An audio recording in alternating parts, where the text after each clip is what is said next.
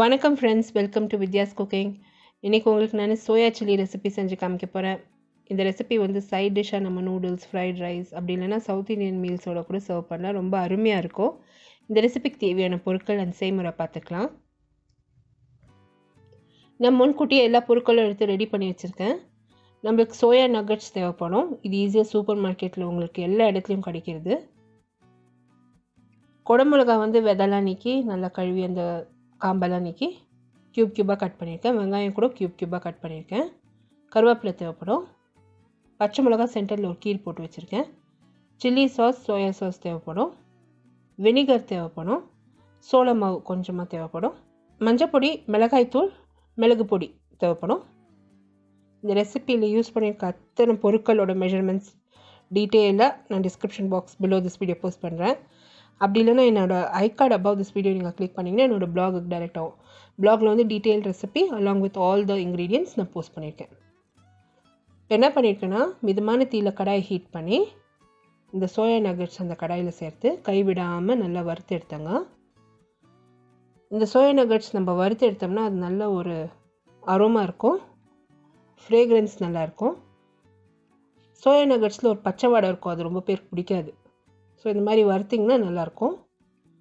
இதில் வந்து வெந்நீர் சேர்த்துருக்கேன். நம்ம எப்போவுமே சமையல் பண்ணுறப்போ பக்கத்தில் வெந்நீர் பக்கத்தில் வச்சுக்கிறது நல்லது. சமையல் ப்ராசஸ் வந்து அது குக்கிங் ப்ராசஸ் ஸ்டாப் பண்ணாது. நம்ம தயார் பண்ணுறப்போ அது குக் ஆகிட்டே இருக்கும். இப்போ வெந்நீர் சேர்த்துருக்கேன், உப்பு சேர்த்துருக்கேன், மிளகாய் தூள் சேர்த்துருக்கேன், மஞ்சள் பொடி சேர்த்துருக்கேன். சேர்த்து நல்லா கலந்து இந்த தண்ணியை கொதிக்க வைக்க போகிறேன். சோயா நகட்ஸும் நல்லா வெந்துடணும். அது வேக வேக டபுள் சைஸ் ஆகும். அது உள்ளே இருக்க அந்த பச்சை வாடை கூட ஈஸியாக அது ரெடியூஸ் ஆகிடும். இப்போ இது பார்த்திங்கன்னா வெந்து வந்திருக்கு. அரை பகுதி தான் வெந்திருக்கு. இன்னும் கொஞ்சம் வேக வைக்கணும். நல்லா ஸ்பாஞ்ச் மாதிரி வெந்திருக்கு பாருங்கள். இதை நம்ம 2 முறை நல்லா கழுவணும். நல்லா அலம்பி எடுத்து வச்சுக்கணும், பிழிஞ்சு எடுத்து வச்சுக்கணும். இன்னும் கொஞ்சம் நேரம் வேக விட போகிறேன். ரொம்பவும் வேக வைக்காதீங்க. ரொம்ப வேக வைக்க போனீங்கன்னா அது குழஞ்சி போயிடும். இப்போ வெந்திருக்கு. அடுப்புலேருந்து இறக்கி நல்லா ஒரு 2 முறை அலம்பி எடுக்க போகிறேன் தண்ணியில். இப்போ ஒரு 2 முறை நல்லா அலம்பியிருக்கேங்க தண்ணியில். இந்த சோயா நகட்ஸை புழிஞ்சி திருப்பி ஒரு பவுலில் சேர்த்து நான் எடுத்து வச்சுக்க போகிறேன். இந்த ரெசிபி இன் டீட்டெயில் என்னோட பிளாகில் இருக்கும் ஃப்ரெண்ட்ஸ். பிளாக் லிங்க் வந்து description box below this video இருக்கும். அப்படி இல்லைனா I card above this video நீங்கள் கிளிக் பண்ணிங்கன்னா என்னோட பிளாகுக்கு டைரெக்ட் ஆகும். ஃபார் ரெகுலர் அப்டேட்ஸ் என்ன இன்ஸ்டாகிராம், ஃபேஸ்புக் அண்ட் ட்விட்டரில் லைக் பண்ணி ஃபாலோ பண்ணுங்கள். எல்லா சோஷியல் மீடியா ஹேண்டில் லிங்க்ஸும் description box below this video இருக்கும். The same recipe is also posted in YouTube English. YouTube Englishோட லிங்க் கூட description box below this video இருக்கும். அப்படி இல்லைனா I card above this video நீங்கள் கிளிக் பண்ணிங்கன்னா என்னோட பிளாகுக்கு டைரெக்ட் ஆகும். மிதமான தீயில் திருப்பியும் கடாயை ஹீட் பண்ணியிருக்கேன். கடாயில் வந்து நெய், எண்ணெய் சேர்த்துருக்கேன். நம்ம வேக வச்சுருக்க சோயா நகட்டை இதில் லைட்டாக ஃப்ரை பண்ணி எடுக்கணும். லைட்டாக அது வதக்கி எடுத்தோம்னா அந்த நெய் இது வாசனை நல்லா கூடும். அது உள்ளே இருக்க தண்ணியெல்லாம் கொஞ்சம் வற்றி போயிடும். ஸோ நம்ம கிரேவியில் சேர்க்குறப்போ அந்த கிரேவி வந்து அந்த சோயா நகட் உள்ள நல்லா ஊறும். எக்ஸஸ் தண்ணி இருக்காது அந்த சோயா நகட்டில், ஏன்னா நம்ம தண்ணியில் வேக வச்சுருக்கோம். ஸோ அதெல்லாம் வற்றி போயிடும். ஒரு 2-3 நிமிஷம் நல்லா ஃப்ரை பண்ண இந்த எண்ணெயில் அந்த கீ ஃப்ளேவர் ரொம்ப நல்லா அருமையாக இருக்கும். இந்த ரெசிப்பியில் ரொம்ப டேஸ்ட்டாக இருக்கும். ரொம்ப பேருக்கு வந்து இந்த சோயா நகட்டில் இருக்கிற அந்த வாசனை பிடிக்காது.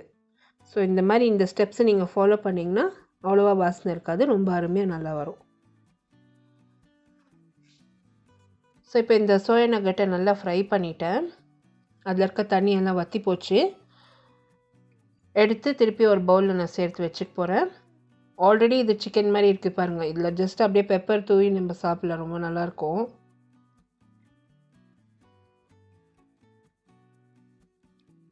ஸோ இந்த சில ஸ்டெப்ஸை நீங்கள் பார்த்து நீங்கள் பண்ணிங்கன்னா நல்லாயிருக்கும், அது அருமையாக வரும். அதே கடாயை ஹீட் பண்ணியிருக்கேன் மிதமான தீயில். அதில் நெய் அண்ட் எண்ணெய் சேர்த்துக்க போகிறேன்.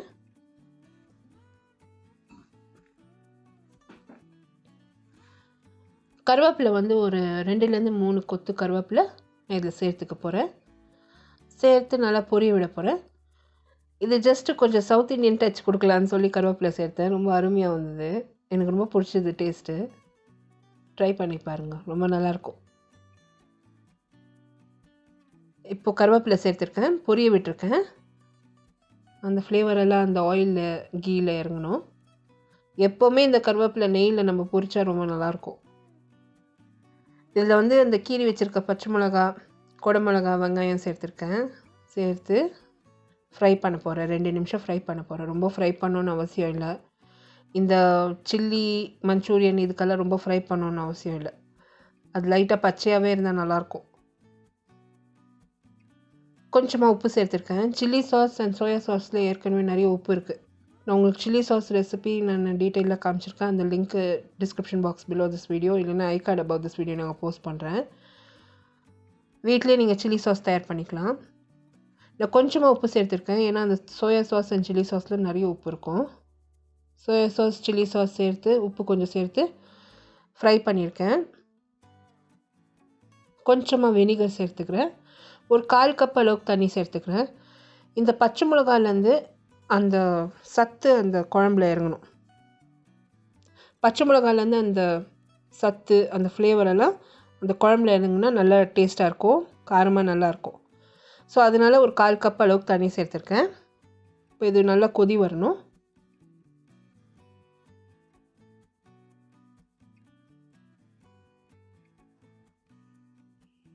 இப்போ இந்த கிரேவி நல்லா கொதி வந்திருக்கு.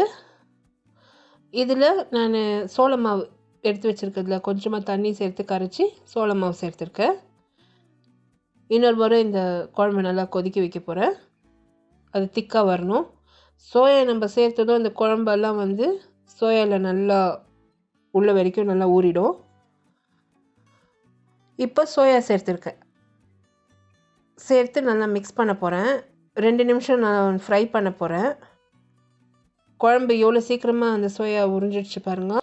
இந்த சோயா வந்து அந்த குழம்பு எவ்வளோ சீக்கிரமாக உறிஞ்சிடுச்சு பாருங்கள். ரொம்ப நல்லாயிருக்கும், அருமையாக இருக்கும். இப்போ நல்லா டேஸ்ட்டு நல்லாயிருக்கும். ஒரு 3 நிமிஷம் வரைக்கும் நம்ம நல்லா ஃப்ரை பண்ணோம்னா நல்லாயிருக்கும். உப்பு செக் பண்ணி உப்பு சேர்த்துக்கினேன், மிளகு பொடியும் சேர்த்துக்கினேன். இப்போது நல்லா ஃப்ரை பண்ணணும், பெரட்டி நல்லா ஃப்ரை பண்ணணும்.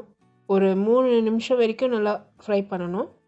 3 to 5 minutes ஃப்ரை பண்ணால் நல்லாயிருக்கும் ஹை ஃப்ளேமில். இது ரெடி ஆயிடுச்சுங்க. இது நம்ம பரிமாற வேண்டியதுதான். உங்களுக்கு க்ளோஸ்அப்பில் காமிக்கிறேன். தெரியாமல் ஒரு சிலர் இது சாப்பிட்டாங்கன்னா இது சிக்கன் மாதிரியே இருக்கும், அவங்கள ஈஸியாக ஏமாற்றலாம். நான் உங்களுக்கு க்ளோஸ்அப் காமிக்கிறேன் பாருங்கள். சிக்கன் மாதிரியே இருக்குது பாருங்கள். இது ஃபிஷ்ஷுன்னு கூட சொல்லிடுவாங்க, அவ்வளோ டேஸ்ட்டாக நல்லா இருந்தது. இந்த ரெசிபி இன் டீட்டெயில் என்னோடய பிளாகில் இருக்கும் ஃப்ரெண்ட்ஸ்.